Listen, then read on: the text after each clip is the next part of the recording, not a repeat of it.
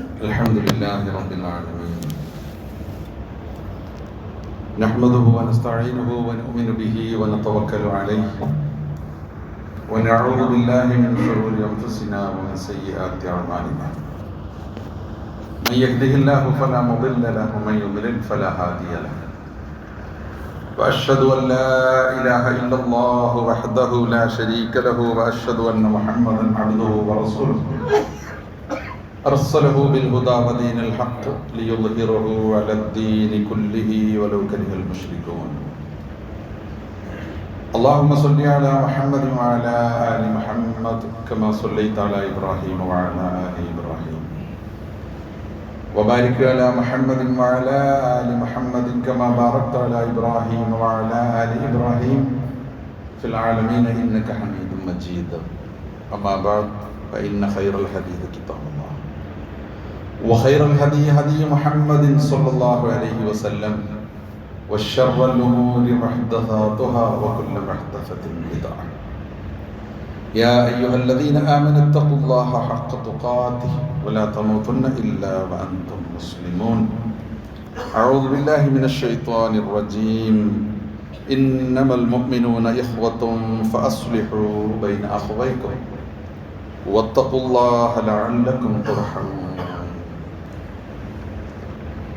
ബഹുമാന്യ സഹോദരന്മാരെ, സഹോദരികളെ, അല്ലാഹു സുബ്ഹാനഹു വ തആലയെ, നമ്മുടെ സൃഷ്ടാവും രക്ഷിതാവും നാഥനുമായ റബ്ബ് സുബ്ഹാനഹു വ തആലയെ ജീവിതത്തിൽ എല്ലായിടത്തും എല്ലാ മേഖലകളിലും അള്ളാഹുവിൻ്റെ നിയമനിർദ്ദേശങ്ങളും വിധിവിലക്കുകളും പാലിച്ചുകൊണ്ട് തഖ്വയോടെ, സൂക്ഷ്മതയോടെ, ശ്രദ്ധയോടെ ജീവിക്കുവാൻ ശ്രദ്ധിക്കണം, പരിശ്രമിക്കണം എന്ന കാര്യം ഒന്നാമതായി നടന്ന പോലെ നിങ്ങളോടും വസിയത്ത് ചെയ്യുന്നു.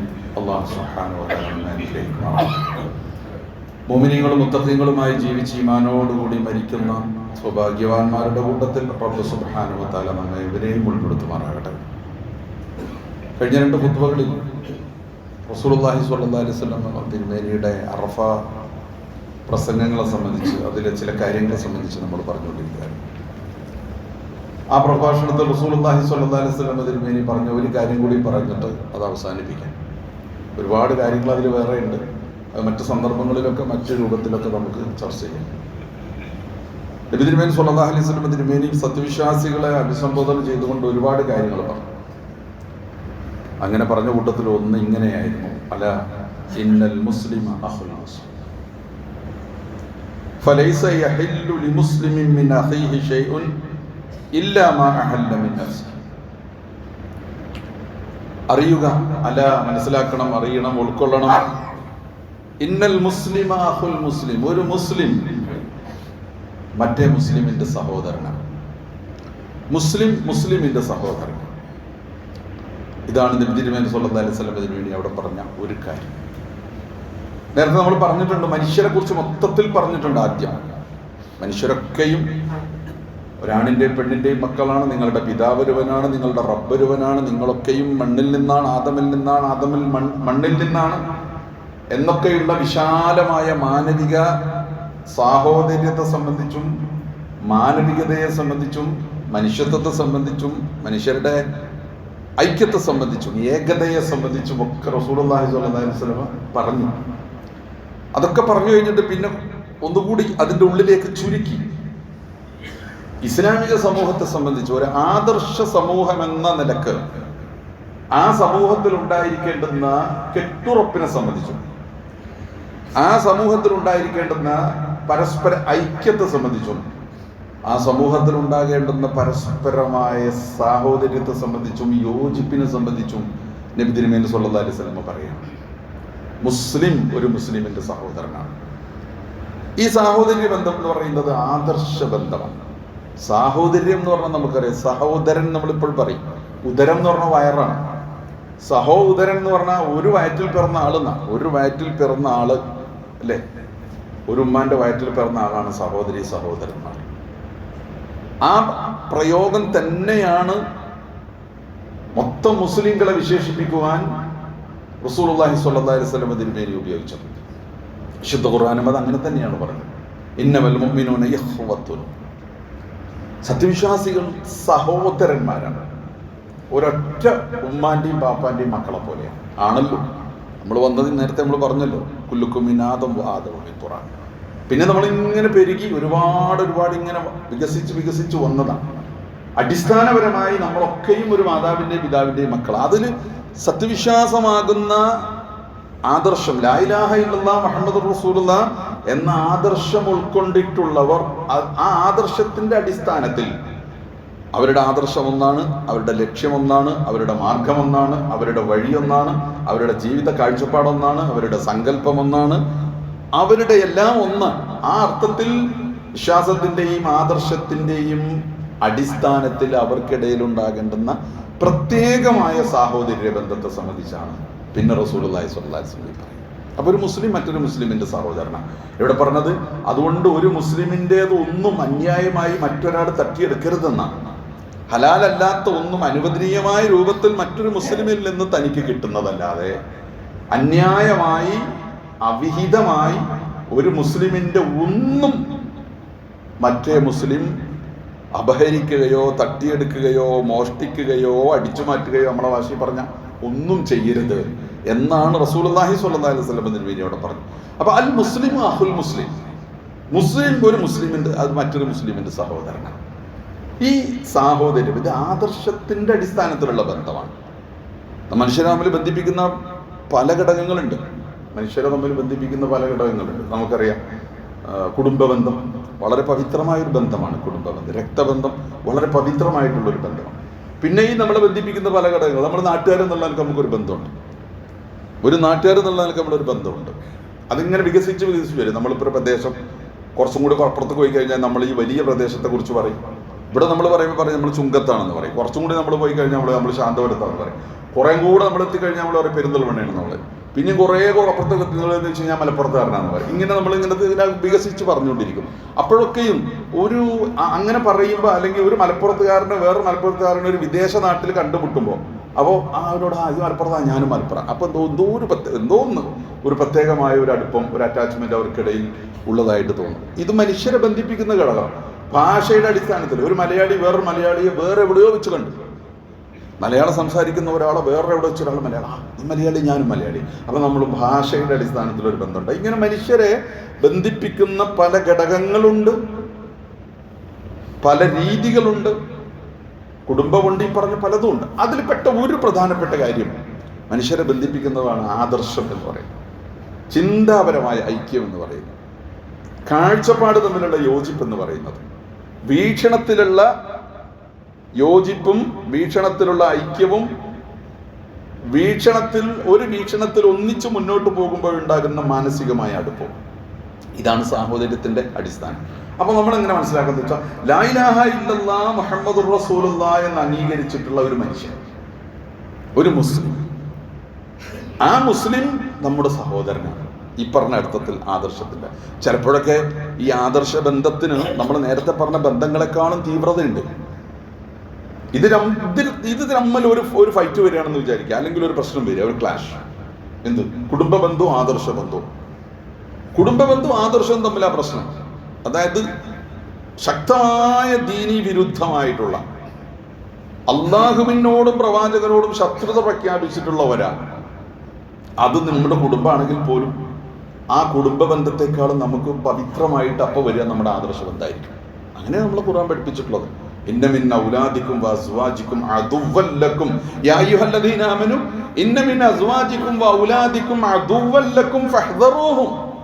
സത്യവിശ്വാസികളെ, നിങ്ങളുടെ മക്കളിലും നിങ്ങളുടെ ഇടകളിലും നിങ്ങളുടെ ശത്രുക്കൾ ഉണ്ടാകും. അത് ഈ പറഞ്ഞ ശത്രുതയാണ്. അള്ളാഹുവിനോടുള്ള, ഈ പ്രവാചകനോടും ദീനിനോടുമുള്ള ശത്രുത, ആദർശപരമായ ശത്രുത. ആ ശത്രുത പക്ഷെ കുടുംബ ബന്ധത്തെക്കാളും, കുടുംബ ബന്ധം എന്ന് പറയുന്ന സംഗതികളെക്കാളും അപ്പുറത്ത് നിൽക്കുന്ന ശത്രുതയായിട്ട് മാറും. അപ്പൊ ഏറ്റവും വലിയ ബന്ധം മനുഷ്യർക്കിടയിൽ ഉണ്ടാകുന്ന ബന്ധം എന്താന്ന് വെച്ചാൽ, നേരത്തെ പറഞ്ഞ ബന്ധങ്ങളെക്കാളൊക്കെ അപ്പുറത്ത് നമ്മുടെ ആദർശ ബന്ധമാണ്. അങ്ങനെയാണ് നമ്മുടെ ദീൻ നമ്മളെ പഠിപ്പിച്ചത്. ഇന്നമൽ മുഅ്മിനൂന ഇഖ്വത്ത്, സത്യവിശ്വാസികൾ സഹോദരന്മാർ. ഇന്ന് റസൂലുള്ളാഹി സ്വല്ലല്ലാഹി അലൈഹി വസല്ലം തിരുമേനി പഠിപ്പിച്ച കുറേ ഹദീസുകൾ ഇതിലുണ്ട്. 1-2 പറയട്ടെ. അൽ മുസ്ലിം അഖുൽ മുസ്ലിം, ഒരു സത്യവിശ്വാസി മറ്റേ വിശ്വാസിയുടെ സഹോദരനാണ്. ലാ യദ്ലിംഹു വലാ യുസ്ലിംഹു. അതുകൊണ്ട് ആ സഹോദരനോട് ഒരു അക്രമവും മറ്റേ സഹോദരൻ കാണിക്കരുത്. ഒരു വിശ്വാസി മറ്റൊരു വിശ്വാസിയോട് ഒരക്രമവും കാണിക്കരുത്. വലാ യുസ്ലിംഹു, അക്രമത്തിന് വിട്ടുകൊടുക്കുകയും അരുത്. അക്രമത്തിന് വിട്ടുകൊടുക്കരുത്. നമ്മളിപ്പോ ഇത് ഒന്ന് വിശാലമായി ചിന്തിച്ചാൽ ഈ പറഞ്ഞ ഹദീസിനെയൊക്കെ എത്ര വളരെ വ്യക്തമായ രൂപത്തിലാണ് ലംഘിച്ചുകൊണ്ട്, അല്ലെങ്കിൽ ഇതിനോട് വിരുദ്ധമായ സമീപനം സ്വീകരിച്ചുകൊണ്ട് ലോകം മുന്നോട്ട് പോയിക്കൊണ്ടിരിക്കുന്നത് നമുക്ക് കാണാം. നമ്മുടെ സഹോദരന്മാർ, ഈ പറഞ്ഞ ആദർശം എന്തെന്നാണ്, മുസ്ലിമിന്റെ സഹോദരനാണെന്ന് പറഞ്ഞാൽ പട്ടിക്കാട് ചുങ്കത്തുള്ള മുസ്ലിം പട്ടിക്കാട് ചുങ്കത്തുള്ള മുസ്ലിമിന്റെ സഹോദരനാണെന്നും തുവൂരുള്ള മുസ്ലിമിന്റെ സഹോദരനാണെന്നും മാത്രമല്ല അതിന്റെ അർത്ഥം. എന്താണ് അതിന്റെ അർത്ഥം വെച്ചാൽ, ലോകാടിസ്ഥാനത്തിൽ വിശാലമായിട്ട് ചിന്തിക്കുക. ലോകത്ത് എവിടെ നമ്മൾ ഒരിക്കലും കണ്ടിട്ടില്ലാത്ത, കേട്ടിട്ടില്ലാത്ത, അറിഞ്ഞിട്ടില്ലാത്ത ഒരു മനുഷ്യൻ അങ്ങകലെ ആഫ്രിക്കയുടെ വനാന്തരങ്ങൾക്ക് അതിന്റെ കീഴെ അവിടെ വെച്ചിട്ട് അവർ ഒരു കുടിലിൽ ഇരുന്നിട്ട് ഒരു മനുഷ്യൻ ലാ ഇലാഹ ഇല്ലല്ലാഹ് എന്ന് ഉച്ചരിക്കുന്നുവെങ്കിൽ, അള്ളാഹുവിന്റെ മുമ്പിൽ കുനിയുകയും കുമ്പിടുകയും ചെയ്യുന്നുവെങ്കിൽ ആ മനുഷ്യൻ നമ്മുടെ സഹോദരനാണ്, ആദർശ സഹോദരൻ. അത് മൊറോക്കോയിൽ ഉണ്ടാവാം, ഇന്തോനേഷ്യയിലുണ്ടാവാം, ചൈനയിലുണ്ടാവാം, റഷ്യയിലുണ്ടാവാം. എവിടെ ഒരു സത്യവിശ്വാസിയുണ്ടോ ആ സത്യവിശ്വാസി ലോകത്തെ എവിടെയുമുള്ള സത്യവിശ്വാസിയുടെ സഹോദരനാണ്. അങ്ങനെ നോക്കുമ്പോൾ ഗസയിലേത് നമ്മുടെ സഹോദരന്മാരാണ്, ഇറാനിലേത് നമ്മുടെ സഹോദരന്മാരാണ്, അതുപോലെ തന്നെ മറ്റു പ്രദേശങ്ങളിലൊക്കെ ജീവിക്കുന്ന മനുഷ്യർ നമ്മുടെ സഹോദരന്മാരാണ്.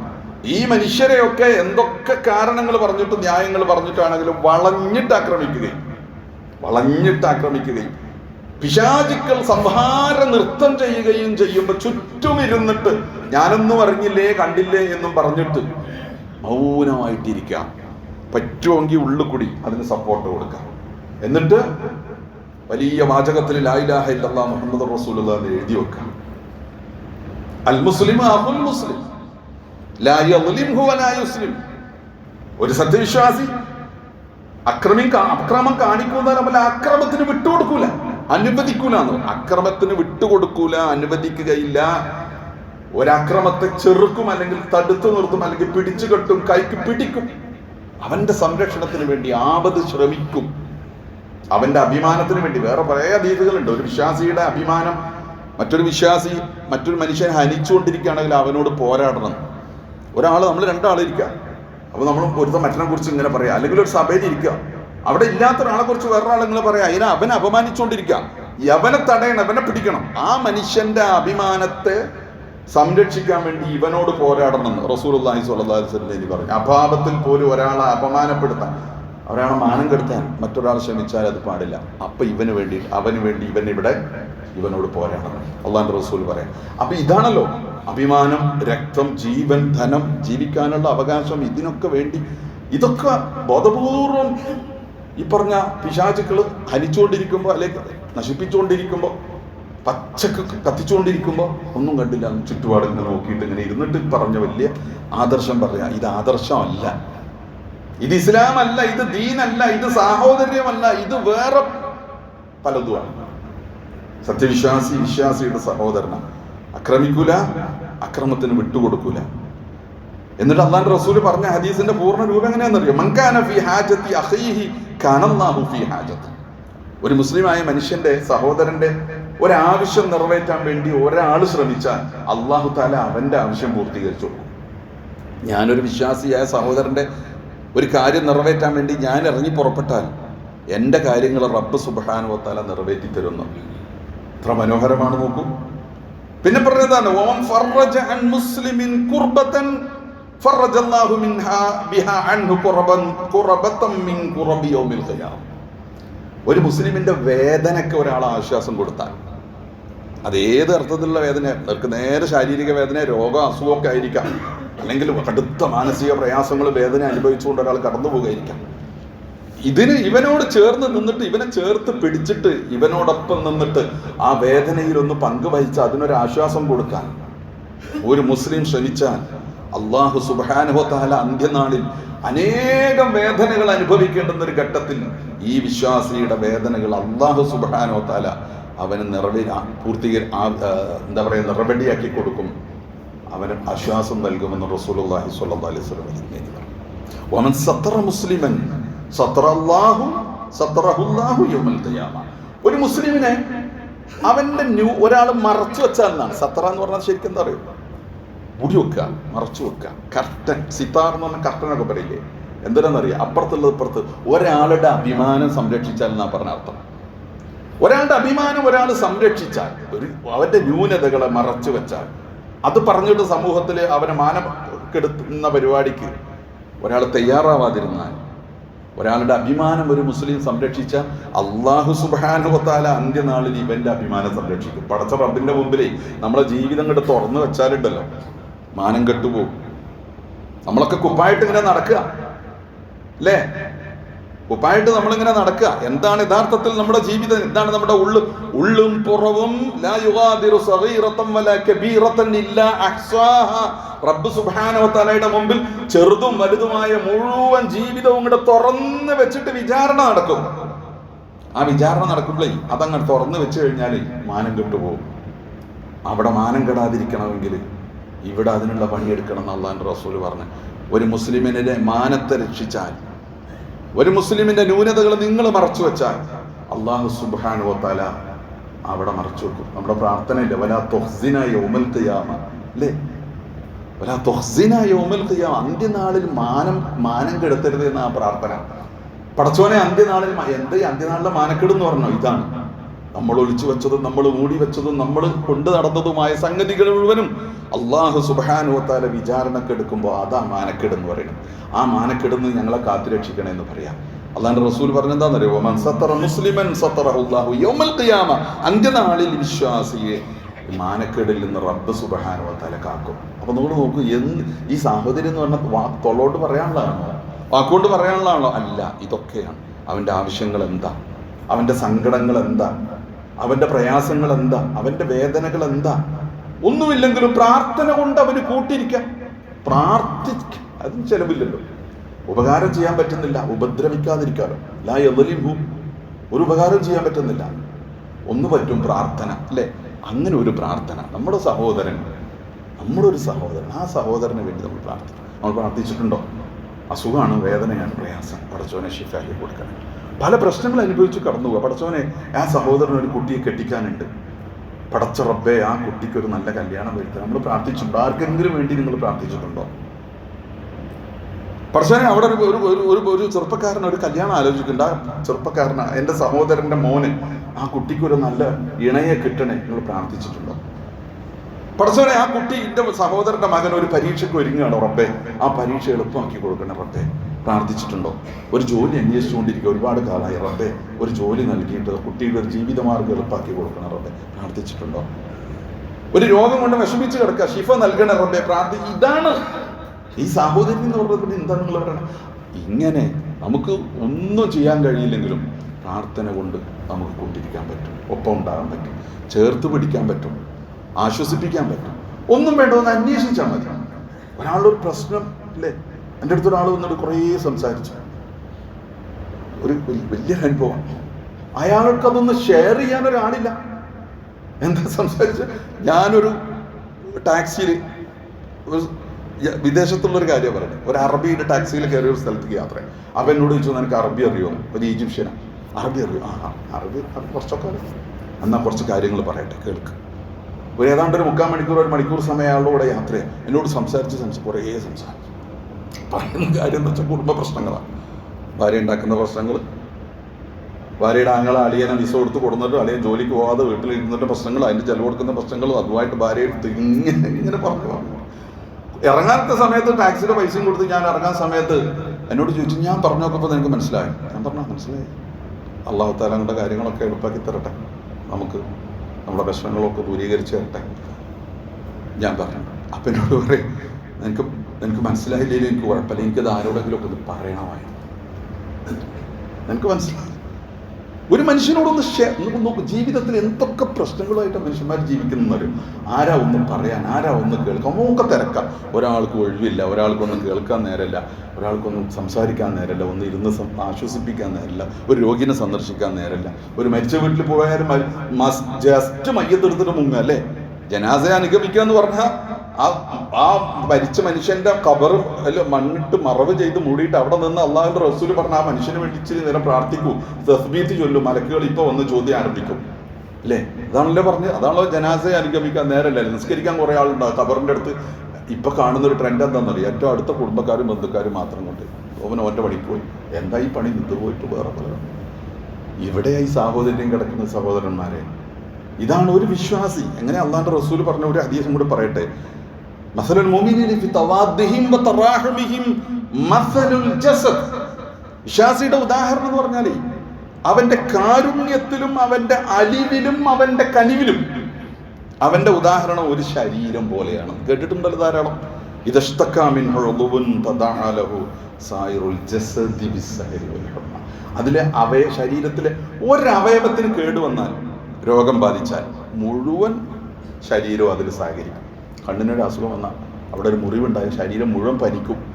ഉറങ്ങാൻ പറ്റൂല, ഉറക്കമൊഴിച്ചിട്ടും പനിച്ചിട്ടും ഒക്കെ ശരീരം മുഴുവൻ. ഒരു ശരീരത്തിൻ്റെ ഒരു കേടുപാട്, ഒരു ഭാഗത്തെ കേട് ആ ഭാഗത്തിൻ്റെ മാത്രം കേടല്ല, അത് ആ ശരീരത്തിൻ്റെ മുഴുവൻ കേടായിട്ടാണ് ആ ശരീരം എടുക്കുന്നത്.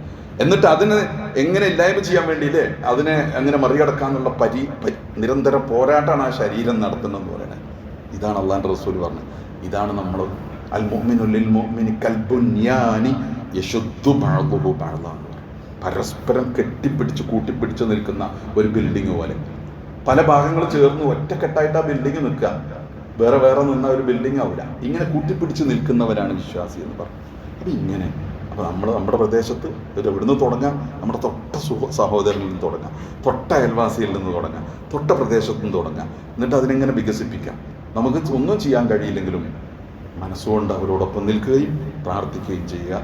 സാധ്യമായതൊക്കെ ചെയ്യുക. അൽ മുസ്ലിമു അഖുൽ മുസ്ലിം ഇന്നമൽ മുഅ്മിനൂന ഇഖ്വത്തുൻ ഫഅസ്ലിഹു ബൈന അഖവൈക്കും വത്തഖുല്ലാഹ ലഅല്ലക്കും തുർഹമൂൻ.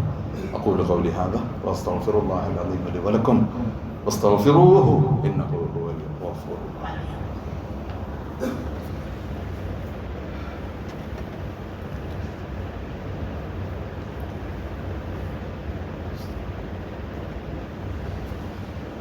അൽഹംദുലില്ലാഹ് الذي هدانا لهذا وما كنا لنهتدي لولا أن هدانا الله. اللهم صل على محمد وعلى آل محمد. أيها المؤمنون أوصيكم عباد الله وإياي ثانيا بتقوى الله.